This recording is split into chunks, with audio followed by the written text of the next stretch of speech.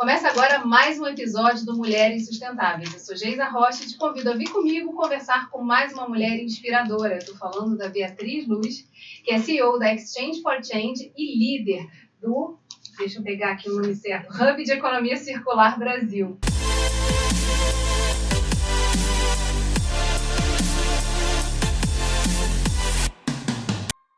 Oi, Bia.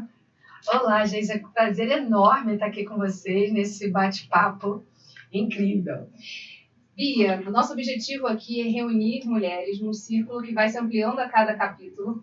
E eu queria que você contasse um pouquinho para os nossos ouvintes como é que surgiu, como é que a engenheira química se transformou numa especialista em economia circular. Bom, é uma longa jornada de aprendizado, de incômodos e inspirações, né? Eu acho que a engenharia química, de certa forma, nos mostra a necessidade de olhar o processo produtivo, né? E entender que tudo tem um começo, um meio e um fim, né? Eu acho que eu tive a oportunidade de estudar fora, de ter uma visão de como outros países estavam olhando para a sustentabilidade como uma questão estratégica, né? Na tomada de decisão do negócio. Então, quando eu voltei para o Brasil, eu voltei toda determinada, com vontade de trazer essa visão de sustentabilidade como sendo um elo importante. E foi então que eu comecei a trabalhar em diversas organizações com a vontade de trazer esse olhar diferenciado. E foi a minha experiência na Braskem, trabalhando com plástico verde e voltando a ter esse olhar de clientes internacionais, né? Como que a gente poderia levar uma matéria-prima que tem um valor agregado, que tem uma sustentabilidade vinda do Brasil para o mercado internacional. Então, eu conversei com muitos clientes internacionais e fui vendo a provocação deles também de olhar além da matéria-prima. Então, novamente, foi assim uma provocação para eu ter um olhar mais ampliado, né, de toda a situação. E foi assim que eu conheci a economia circular, que provoca esse novo olhar, né, de inovação tecnológica, de engajamento da cadeia produtiva. E eu me vi, então, com essa missão de ser esse elo independente que pudesse levar para o mercado brasileiro, para vários atores, essa nova percepção de modelo de negócio, de crescimento, e ser, assim, uma forma de promover o nosso país, o nosso Brasil, no desenvolvimento sustentável de uma maneira diferente. Em 2017, você foi a primeira autora a falar sobre isso no Brasil. De lá para cá, o que já evoluiu na economia circular? Porque também é importante a gente trazer assim, o que é esse conceito, né? Temos tantas economias aí surgindo dentro da temática da sustentabilidade. O que ela prega especificamente? Bom, vamos lá. É um pouco dessa minha jornada e desse olhar sistêmico que a economia circular traz, né? Então, a gente tem que ir além do desenvolvimento de um produto, de desenvolvimento de uma tecnologia e olhar todo o sistema produtivo como um todo. Então, e além do desenvolvimento da escolha das matérias-primas, então pensar na fase de uso dos produtos e na fase pós-uso. Então, esse é o grande desafio, né? É uma economia que a gente fala que desenha o lixo fora do processo. Então, não tem lixo, não tem poluição, porque tudo é desenhado desde o início para não ter algo que não tenha valor. Então, por isso que a economia circular provoca produtos mais duráveis, produtos que possam ser compartilhados, modulares que possam ser consertados. Então, você não tem desperdício. Então, ela traz uma efetividade dos processos e uma otimização do uso dos materiais que faz com que a gente tenha um novo modelo de negócio diferenciado. Porque ser eficiente não é mais suficiente dentro desse contexto de desgaste do nosso ecossistema. Então, a gente tem que fazer diferente. Então, a economia circular traz essa nova visão de desenvolvimento, né, mais regenerativa, mais justa, em equilíbrio com o meio ambiente. Isso é um ponto interessante, né? Hoje a gente tem uma legislação, que é a legislação da logística reversa, que impulsiona um pouco essa reflexão para dentro das empresas, que é o que fazer com o resíduo gerado a partir daquele produto. Mas como é que foi nesse início, assim, nesse processo, chegar numa indústria que tem tudo pronto, que já faz um objeto, que já faz um ar-condicionado, enfim, uma lâmpada, com esse novo pensamento de que não era mais suficiente ser eficiente, mas que tinha que fazer algo mais? Não, isso é muito bacana, essa tua pergunta, porque acho que é justamente a essência do que motivou eu a seguir esse caminho. Então, eu falo que eu era uma pessoa incomodada. Eu acho que todas as mulheres empreendedoras são um pouco incomodadas com o status quo, né? Então, eu comecei a pesquisar, né, por que a gente não consegue valorizar os resíduos? O que a gente tem que fazer para ele voltar? Porque a logística reversa é sempre vista como um custo, um compromisso legal e um pensamento diferente que na cabeça das empresas é sempre algo que ela vai tentar evitar ao máximo, né? Então, o que a economia circular diz é que a gente tem que mudar esse pensamento, trazer novos indicadores, novas reflexões. Então, a gente transforma a logística reversa numa cadeia reversa de suprimento de novas matérias-primas. Então, é aquele incômodo de ver o custo e provocar todo um ecossistema para transformar essa visão de custo em uma visão de investimento e novas oportunidades. E aonde isso tem mais permeabilidade? Falando nesse diálogo que tem que ser travado dentro das empresas e com as empresas, né? Você acaba sendo uma desafiadora do que está sendo produzido ali. Então, por onde entra essa discussão e essa sensibilização que precisa ser feita? Eu me vejo muito com a missão de ser essa articuladora, né? O que eu aprendi da experiência internacional é que a gente precisa ter esse elo independente, né? Uma organização, um indivíduo com a habilidade de falar com todos esses elos da cadeia, com as pequenas empresas, com os grandes empresários, com o governo, com a academia, e poder unir todos esses pontos. Então, a sensibilidade da transição, eu falo até que é a consciência da transição, né? A transição só vai acontecer se a gente gerar essa consciência em vários atores ao mesmo tempo, né? Ela tem que acontecer tanto na grande empresa quanto na pequena empresa, no governo. Então, esse olhar sistêmico, esse olhar integrado que tem que acontecer. Então, é um trabalho realmente de formiguinha, de falar com um, de falar com o outro, e aprendendo e tendo essa percepção, né, dos variados atores, da importância dos variados atores e a habilidade para criar uma agenda comum. Então, essa agenda comum, essa nova agenda comum que a gente precisa criar para a gente seguir com uma nova forma de desenvolvimento que possa inserir todos os atores e criar esse valor de forma equilibrada todos os elos da cadeia, não deixar ninguém para fora, né? Você escreveu no Brasil, foi a primeira autora, que pelo menos que eu vi também, falar sobre economia circular lá em 2017, né? Já. De lá para cá, o que mudou já? O que você observa? Olha, a mensagem do livro era que a gente precisava... Primeiro ponto de partida para a transição era a educação. E esse foi o objetivo do livro, né? Educar o mercado para ter um entendimento, né? Um alinhamento conceitual para que a gente pudesse mobilizar todos esses atores de uma forma mais efetiva. Então, eu acho que a gente conseguiu trazer essa educação para o mercado. A gente vê a indústria, por exemplo, a Confederação Nacional da Indústria, trazendo esse tema para o debate, colocando o tema como um dos 4 pilares para a descarbonização da nossa economia, né? Eles estão participando ativamente da discussão da nova norma ISO de economia circular. Então, a gente vê o interesse do engajamento.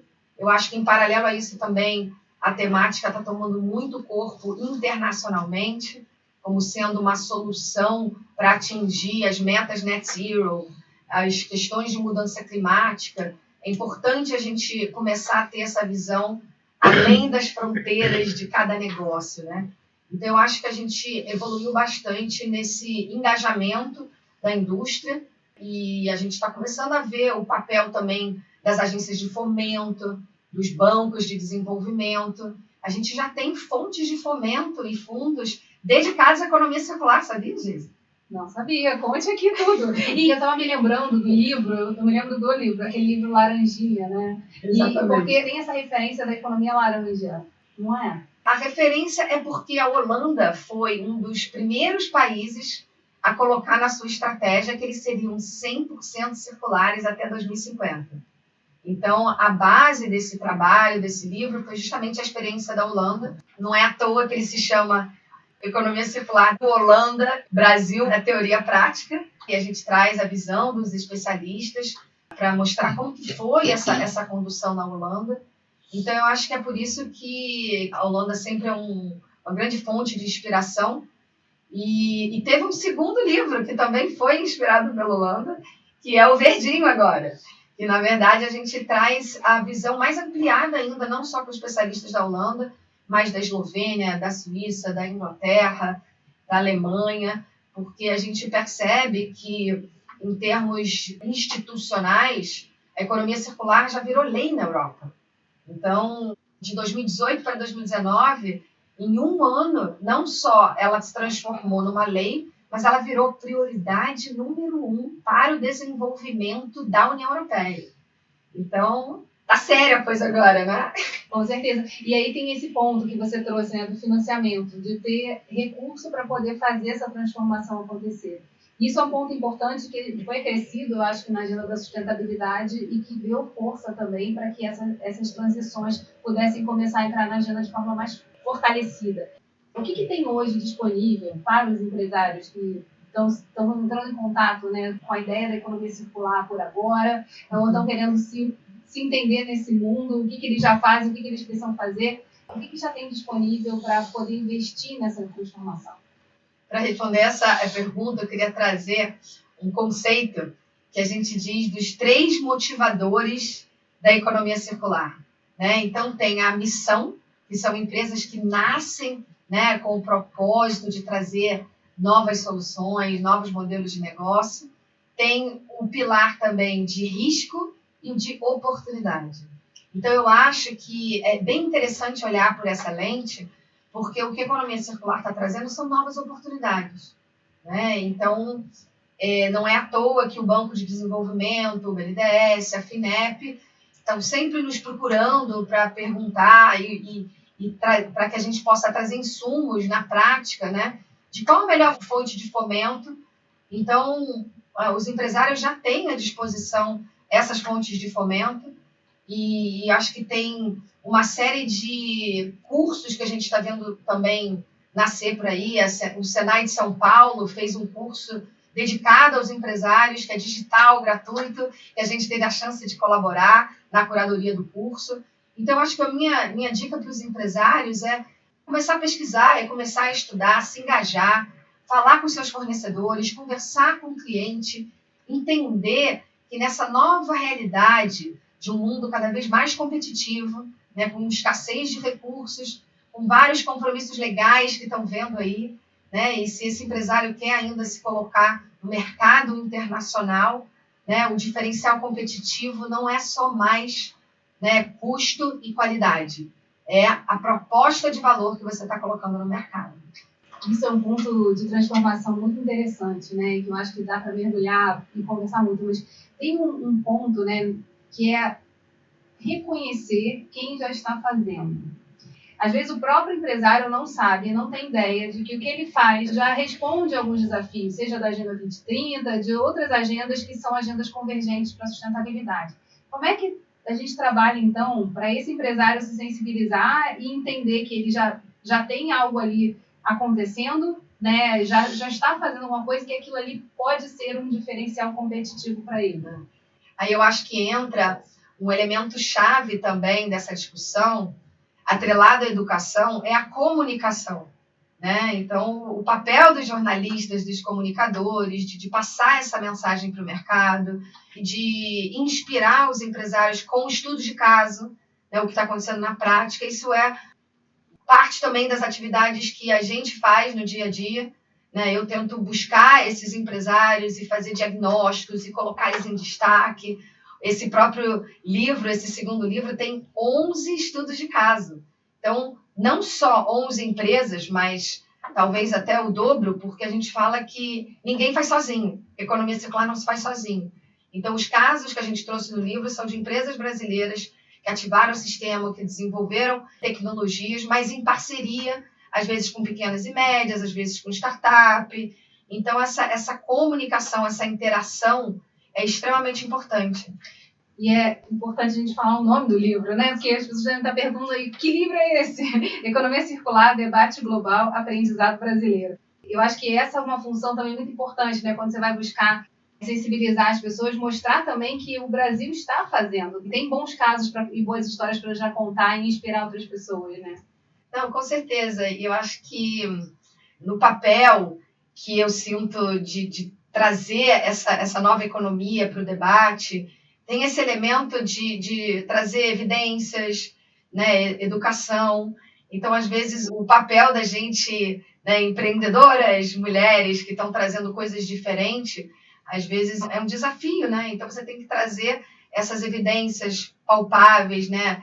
Essa demonstração de que é possível, de que temos uma grande oportunidade.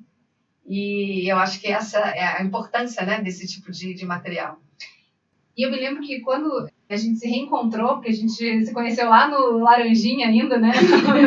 No lançamento do livro Laranjinha, você falou do trabalho do Hub que você está fazendo, né? Que é justamente a ideia de estabelecer compromissos mais de longo prazo entre empresas para que elas possam promover experiências de economia circular. Conta um pouquinho mais sobre isso.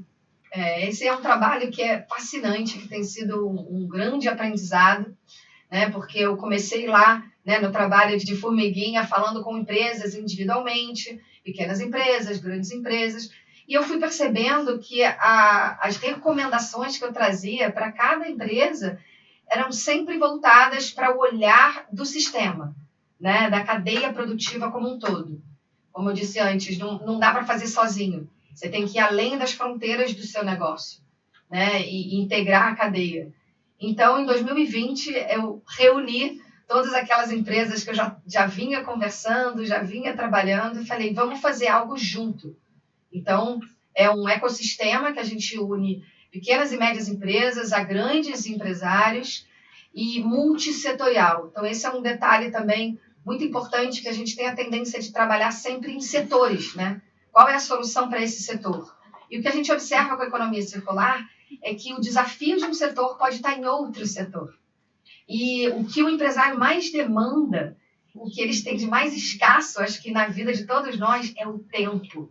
Então, essa mobilização, essa articulação, a criação dessa agenda comum e de uma inteligência coletiva só se faz através desse ecossistema, com esse intermediário. Então, o nosso papel no Hub foi, durante 2 anos, justamente conhecer individualmente cada empresa e criar aqueles grupos de trabalho que pudessem ter um olhar mais focado num determinado desafio e criar pilotos e criar projetos que a gente pudesse depois criar uma escala para ter realmente uma solução, que eu falo, verdadeiramente circular. E por isso que a gente sempre tem esse papel de conversar com todos os atores, né, de ter também os bancos de investimento, academia, todos muito próximos da gente, porque tem todos esses elementos que precisam ser trabalhados. Mas o grande detalhe é que eles têm que ser trabalhados ao mesmo tempo.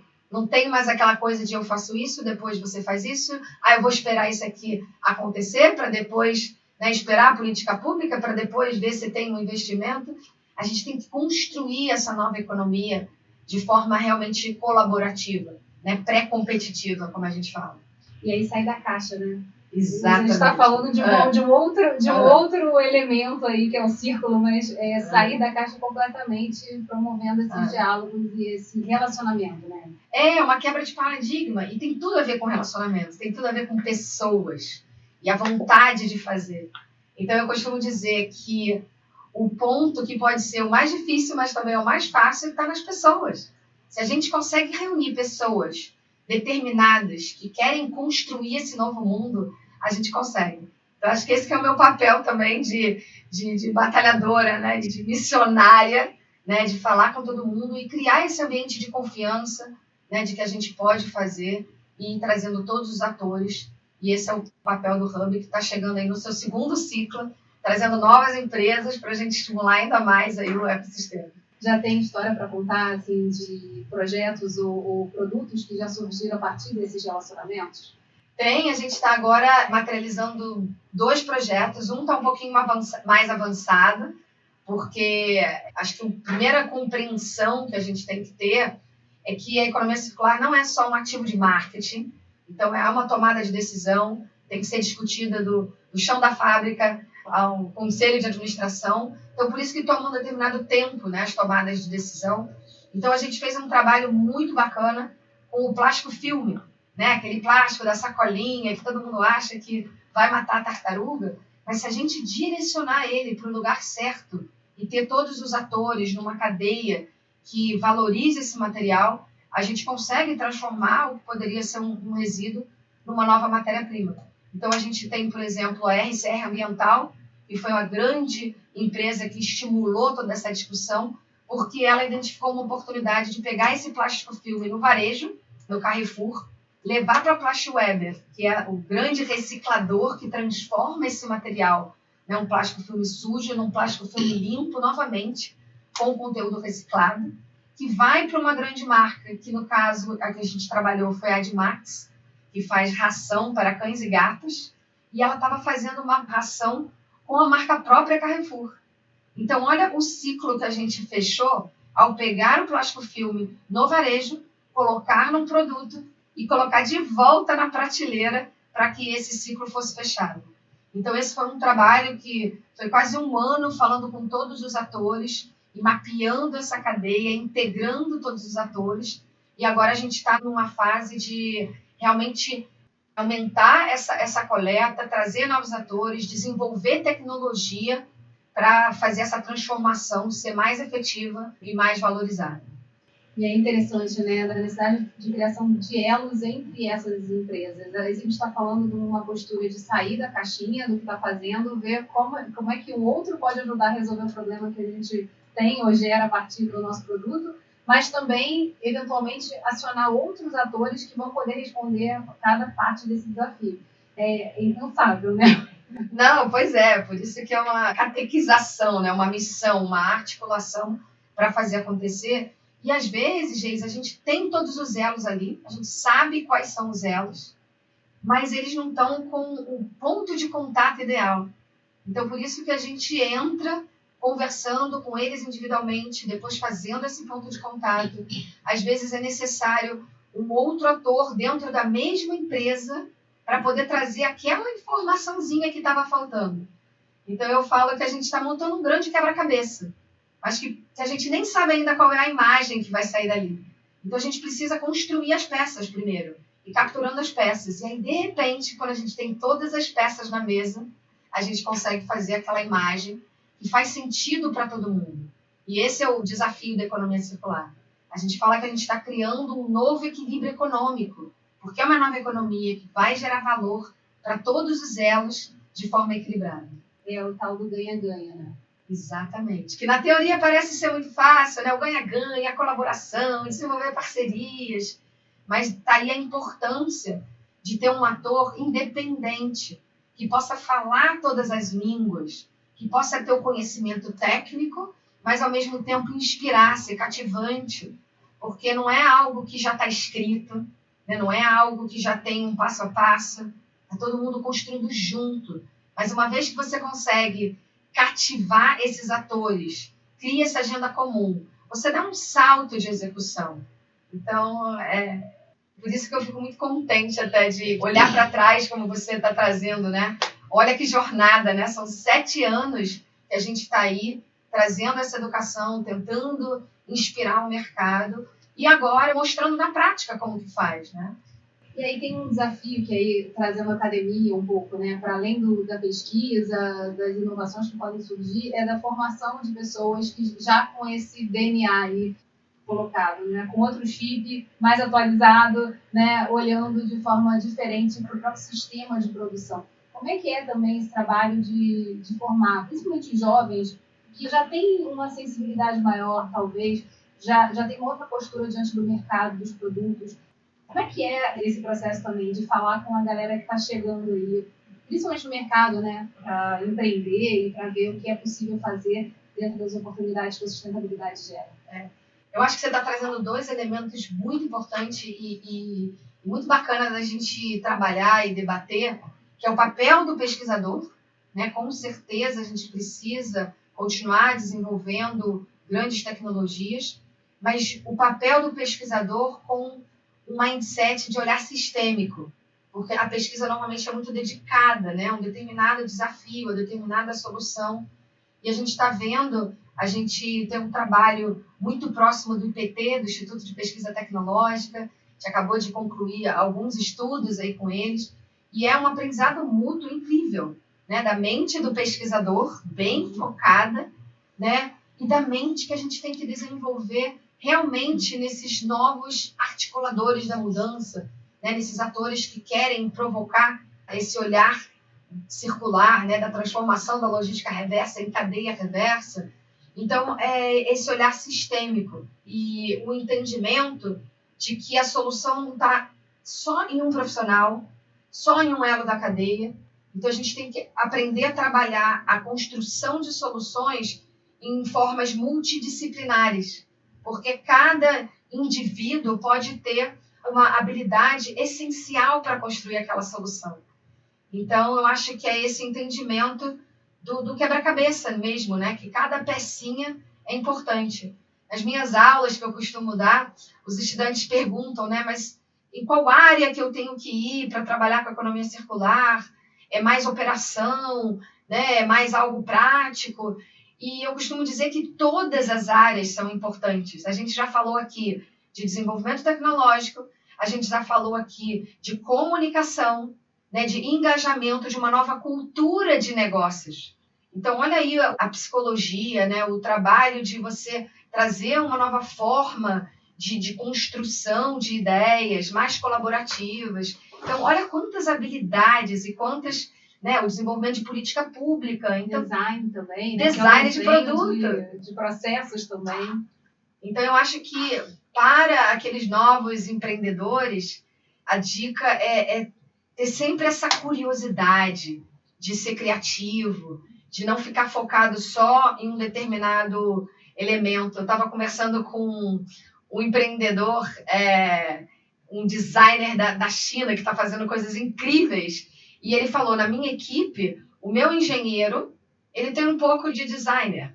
O meu designer, ele trabalha um pouco de cultura, né? De psicologia, de habilidades socioemocionais. Então, esse mix é muito importante, eu acho, para a gente trazer essas soluções sistêmicas necessárias ao nosso mundo.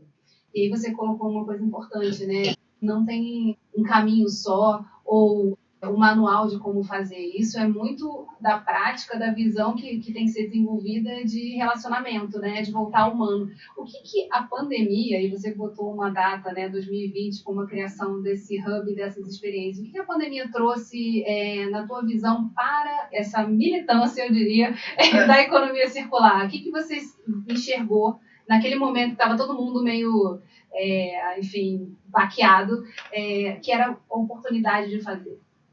Olha, eu acho que tiveram alguns aspectos interessantes. Primeiro, aquele choque, né? Porque eu lancei a iniciativa no início de 2020 e logo a gente veio com a pandemia, né? Então, acho que todo mundo ficou meio, assim, tentando entender, né? O que esse momento estava nos trazendo. E aí a gente foi percebendo, eu acho que o senso de urgência ficou mais visível. Porque quando a gente viu todas as indústrias paradas, né, e o ecossistema natural se limpando naturalmente, né, o céu ficando mais limpo, os rios mais límpidos, né, a gente foi vendo o impacto do modelo produtivo. Então, acho que esse foi uma mensagem muito importante, uma verdadeira a realização do impacto do nosso dia a dia, né, no meio ambiente, né, e como que a gente tem que criar um novo equilíbrio aí. E um outro elemento que acho que para mim foi muito forte, porque a gente começou a se conectar muito com os nossos parceiros internacionais e tentar entender o que está acontecendo aí, como é que as pessoas estão vendo isso tudo, né, na Eslovênia, na Holanda, na Inglaterra.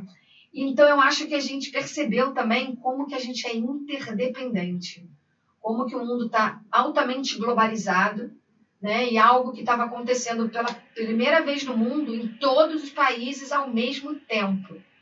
Então, eu acho que mudanças climáticas é muito isso. né? E eu me lembro um pesquisador que falou, mas para doença a gente tem vacina, para mudanças climáticas a gente não tem vacina.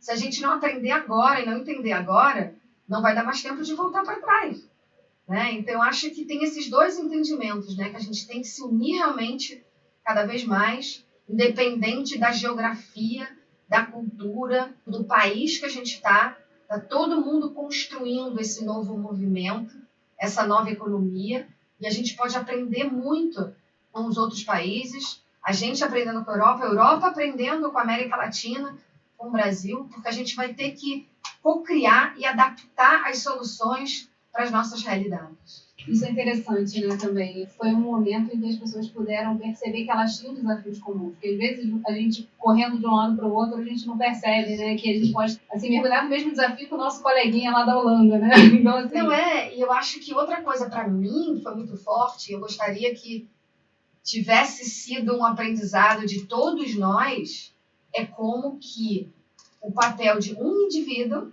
pode significar tanto no todo. O uso da máscara, né, a responsabilidade de não encontrar com outros quando você está debilitado, né, olhar para o outro, entender que a minha responsabilidade, né, das minhas ações pode trazer algo muito significativo para o outro, tanto negativo como positivo. A gente viu como, e eu fico até arrepiada, né, como que as empresas se mobilizaram para trabalhar juntas. Grandes empresas, pequenas empresas, trazendo muitos recursos. Então, dá para fazer de forma diferente, de forma mais equilibrada, de forma mais a pensar além das fronteiras do seu negócio. Então, eu queria muito que a gente tivesse tido esse aprendizado da pandemia, né? Que a gente pudesse criar um mundo mais justo, mais equilibrado, né? Mais sustentável. Fiz uma entrevista outro dia e a entrevistada falou uma coisa que eu achei fenomenal, assim. A gente precisa para dar calma, porque é lógico quando a gente está num processo crescente, né? E a gente precisa trazer mais pessoas para a roda, a gente está vendo as pessoas se envolvendo.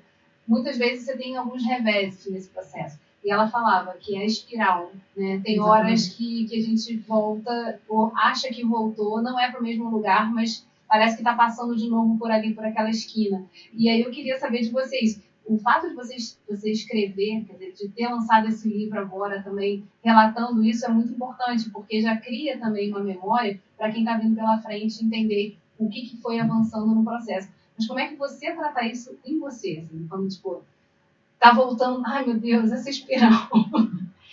Eu acho que essa coisa de colocar no papel, às vezes a gente não tem a consciência do que a gente está fazendo, né? E a importância, o impacto para os outros. Então, nesses últimos anos, eu tive a oportunidade de ser convidado para dar muita aula, né? De colocar, então, né, o aprendizado e parar para refletir. Então, eu acho que esse tempo, né, que você colocou, parar para refletir. Pô, será que eu não... Hoje tem dias, sim, que você fala assim, eu não consegui fazer nada. Para que eu estou fazendo isso? Né? Mas aí eu falo que eu estou numa constante montanha-russa. Então, às vezes, eu estou lá em cima da montanha-russa, super empolgada e conseguindo ver o todo lá de cima. E, às vezes, você dá uma caída. Né? Porque não é um processo linear, é um processo realmente de construção. A gente está construindo algo novo, que não tem uma base, não tem um passo a passo. E toda quebra, toda disruptura, né, de você querer mudar o sistema, é difícil. Mas eu tento, então, pegar o livro e dar uma parada e fazer um exercício e começar a refletir, né? Como o Domênico de Masi fala, né? A gente precisa do ócio criativo. A gente precisa de tempo. Eu acho que é o elemento mais crítico da vida de todos nós. O tempo. A gente quer tudo muito rápido, a gente quer a resposta imediata. A gente quer criar um programa de aceleração que eu vou te colocar aqui minha dor na mesa e a gente vai ter uma startup que vai resolver num final de semana. Infelizmente, não é assim, né? Mas também a gente não pode demorar muito, né? Nos tempos de pesquisa, que demorava muito tempo. Vamos criar uma pesquisa para ver. Não, a gente já sabe qual é o problema. Então, acho que é esse novo equilíbrio, é juntar, né, esse tempo certo. Eu acho que uma outra coisa que eu tento fazer sempre para voltar para o topo da montanha-russa, é me cercar de pessoas que acreditam também nisso, né? Que tenham o mesmo propósito. Eu falo que o universo está sendo muito bom comigo, porque a cada queda me aparece logo no dia seguinte alguém para me dizer, olha, não, vamos lá, você tem que seguir esse caminho. Então, eu acredito que a gente vai conseguir chegar lá. Eu achei muito legal isso, botar no trilho de novo, né? A gente precisa de pessoas que coloquem ali, né, de novo a roda no trilho e a gente consiga dar essa sequência. Em relação à questão do tempo, tem uma pergunta que eu sempre faço no Mulheres Sustentáveis, porque eu fui percebendo, né, nessa caminhada, que é importante também a gente cultivar um lado da espiritualidade, né? E aí cada um tem o seu canal, enfim, uma forma de se conectar. Eu queria saber de você, assim, qual é a sua forma de se conectar? Como é que você vê esse tema, né? Se você acha que é importante também trabalhar esse outro lado, essa outra dimensão humana, que a gente é na correria dos dias, e às vezes, assim, também na aceleração profunda, às vezes esquece, né? Não, com certeza. Eu acho que esse é um ponto que você tocou que eu tenho refletido muito, porque eu tenho sentido muita falta. Então, eu estou começando a buscar essas pausas. Eu acho que o que você está querendo dizer é uma pausa, né? Para a gente poder colocar a cabeça em ordem, né? Colocar as ideias em ordem e ter essa energia de novo para voltar. Eu costumo usar muito o exercício como isso. Eu falo que se eu vou dar uma corrida na praia, eu volto cheia de ideia, eu volto toda inspirada de novo. Porque é aquele momento que você não tem nada te incomodando, né? Você está sozinha ali com seus pensamentos. Eu tenho algumas amigas que são mais espiritualizadas do que eu, então nessas horas eu tento resgatar essas amigas e elas me fazem, né, pensar e refletir. Eu não vou dizer que eu faço meditação, porque eu estou tentando, mas a minha cabeça ainda é muito agitada para isso. Mas eu acredito muito nessa pausa, nessa meditação, então na corrida, no exercício. E sim, precisamos, né, nos dar esse tempo. Eu acho que isso em todos os momentos, porque, né, o mercado financeiro exige os resultados da empresa, a empresa exige dos seus funcionários, os funcionários exigem da sua família. Então, é uma cadeia, né? Então, né, hoje em dia a gente está vendo um movimento, não sei se você já viu isso, do Chief Happiness Officer. Né? Nos Estados Unidos está nascendo aí um movimento da felicidade nas cidades, da felicidade nos ambientes de trabalho. Porque não adianta você pressionar, né, por resultado se está tudo em volta, não está preparado, não tem aquela base. Então, realmente, é importante. Eu espero conseguir aqui continuar com o meu exercício e com as minhas meditações, porque sim, é muito importante. E aí, eu já ia me esquecendo, mas enquanto eu estava falando das suas palestras, eu lembro quando eu fui dar aula de gerenciamento ambiental, que eu mergulhei no tema da ISO, né, da importância da gente ter uma norma internacional que aponte um caminho que possa ser igual ou semelhante nas diversas partes do mundo.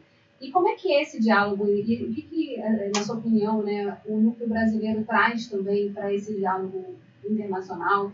Conta um pouquinho para a gente sobre a construção dessa norma, o que ela também está trazendo de inovação e principalmente, acho que, aterrando, né, e tornando mais fácil das pessoas trazerem para a realidade.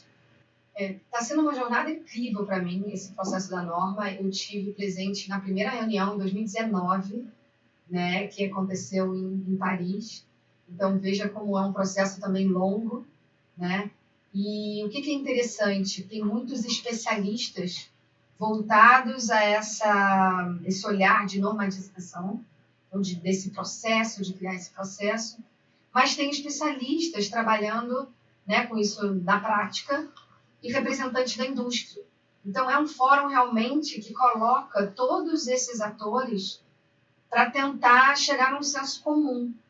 E um dos grandes aprendizados que eu já vi ao longo desse processo é esse entendimento que a gente pode criar um framework, um direcionamento, mas que cada caso é um caso, a gente precisa ter esse olhar sistêmico.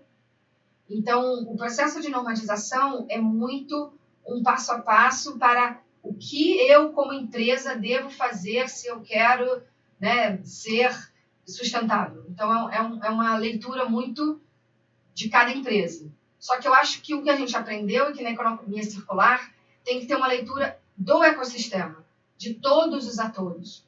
Então, está sendo uma discussão muito rica para a gente mostrar e criar um documento que demonstre para a indústria que o papel dela na circularidade tem ações internas, mas tem também ações externas, né, com os seus fornecedores, com o cliente. Para criar esse modelo de negócio diferenciado, eu tenho que ter uma inovação de sistema, né, de processos, não só uma inovação tecnológica.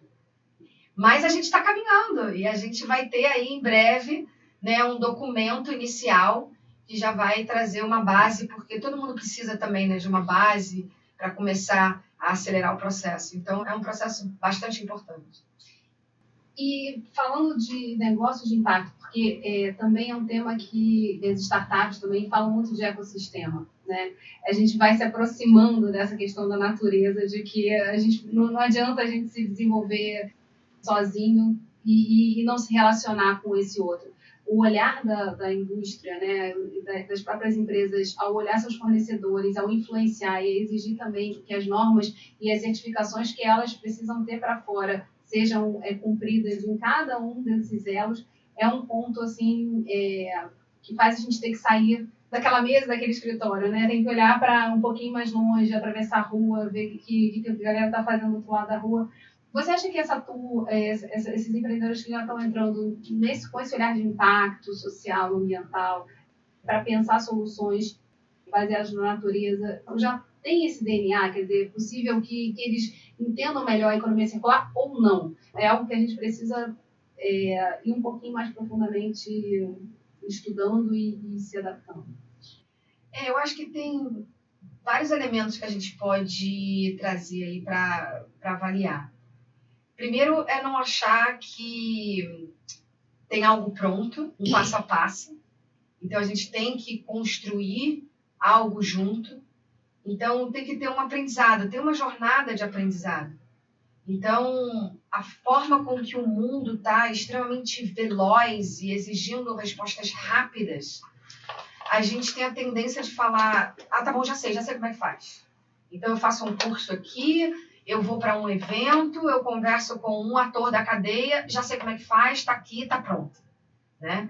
Eu acho que tem uma consciência geral aí que a gente precisa trazer de que, às vezes, o elemento-chave para eu construir a minha solução pode estar ali no outro elo da cadeia.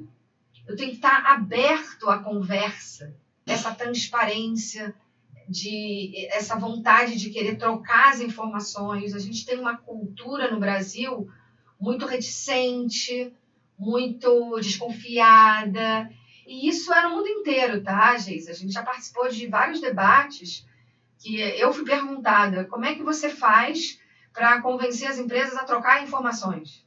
E, gente, olha, lá na Europa, me perguntando isso, criando esse ambiente de confiança. E sim, através de papéis, de assinatura de documentos de termos de confidencialidade. Mas então eu acho que é entender isso, é estar aberto a saber que você não tem a solução completa, você não tem todos os saberes, né? Eu acho que a área de marketing e comunicação das empresas também tem muita dificuldade de falar isso, né? Eu não sei fazer, eu quero aprender. Então essa é uma disruptura também, é uma quebra de paradigma para o setor empresarial. Está aberto a aprender junto, a fazer junto. Por isso a importância desses ecossistemas, desses articuladores, criando esse ambiente favorável para o debate. E aí, onde as pessoas te encontram, Bia? Para poder chamar, para ativar isso, né? Seja do sonho, através de eventos ou encontros. Como é que as pessoas te acham ou acham mais informação sobre a economia circular? Não, muito legal. Bom, eu acho que costumam brincar comigo, né? Que se você botar no Google Beatriz Luiz Economia Circular, vai vir um monte de coisa, né? Porque é tanto legado, é tanta história. Mas a gente tem o site, que é www.e4cb.com.br, o Instagram, que é Economia Circular BR. E vai no meu LinkedIn, manda um oi, eu estou sempre aberta para conversa, porque, como eu digo, é conversando que a gente se entende, né? Conversando que a gente vai criando essa inteligência. Eu adoro me colocar à disposição para até conversar sobre assuntos que parecem que não tem nada a ver, porque é aí que está a essência, né, dessas conexões inusitadas e dessas soluções. Eu só precisava ter mais tempo, né, gente, na minha agenda para poder encaixar todas essas conversas.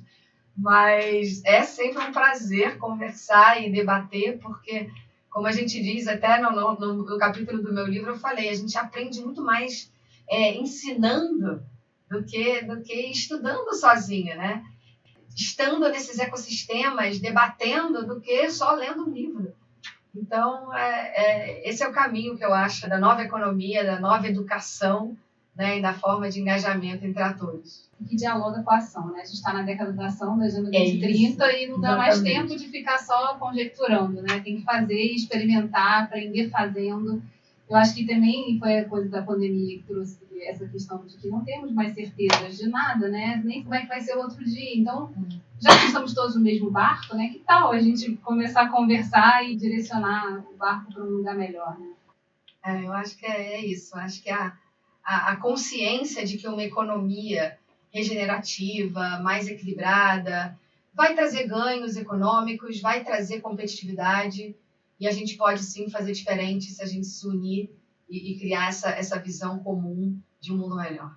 Bia, muito obrigada por ter aceitado o convite. Eu sei do desafio dessa agenda aí, mas foi excelente a gente poder conversar e trazer mais esse elemento da economia circular para essa roda, né? Para que mais pessoas tenham essa ideia e essa referência, né, de como buscar fazer melhor, já que a gente tem escolhas, que a gente pode fazer boas escolhas todo dia. Não, é um grande prazer e faz parte da minha missão, né? A gente trabalha, bota a mão na massa, sofre, mas a gente tem que também parar, bater papo, inspirar outros para vir junto com a gente, né? Porque senão eu não vou conseguir fazer isso sozinho, né? Então, muito obrigada pelo convite, foi um prazer enorme. E para vocês que escutaram a gente e gostaram desse assunto, não deixem de compartilhar. É muito importante fazer chegar a outras rodas essa conversa. Até a próxima!